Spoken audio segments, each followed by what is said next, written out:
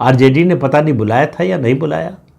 उनको लगा कि बिहार में आरजेडी की सरकार बनने जा रही है या महागठबंधन की सरकार बनने जा रही है, मैं चुनाव प्रचार करूंगा तो इसका श्रेय मुझे भी मिलेगा और उसका फायदा मुझे उत्तर प्रदेश में मिलेगा। हो गया ठीक उल्टा।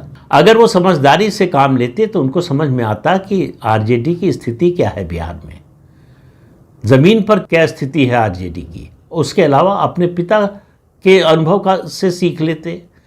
मुलायम सिंह यादव भी चुनाव लड़े थे बिहार में, बड़े पैमाने पर उन्होंने उम्मीदवार खड़े किए थे, शायद एक जीता था या एक भी नहीं जीता था। और वो ये भी देखते कि लालू प्रसाद यादव ने भी उत्तर प्रदेश में उम्मीदवार खड़े किए थे, एक समय एक भी उम्मीदवार नहीं जीता उनका।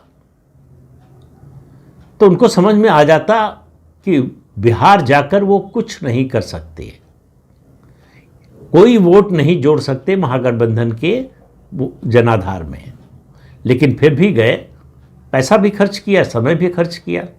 उतना पैसा और समय उत्तर प्रदेश पर खर्च किया होता तो शायद उनके लिए ज़्यादा बेहतर होता।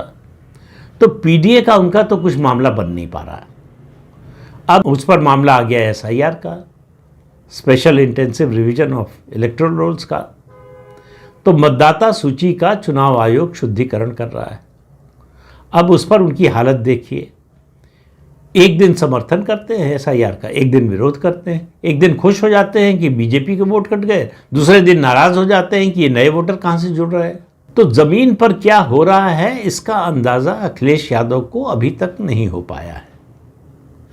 ये सही बात है कि 2024 के लोकसभा चुनाव में पहली बार अपने राजनीतिक जीवन में उन्होंने अच्छी सामाजिक रणनीति बनाई और टिकट डिस्ट्रीब्यूशन ऐसा किया जिसका भाजपा को भारी नुकसान हुआ और समाजवादी पार्टी को फायदा हुआ।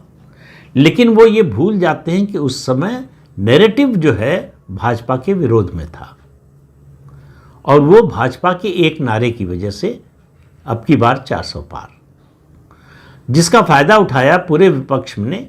400 इसलिए मांग रहे हैं कि संविधान बदलेंगे, आरक्षण खत्म कर देंगे। उस मुद्दे को नीचे तक कांग्रेस और समाजवादी पार्टी के लोग ले जाने में सफल रहे।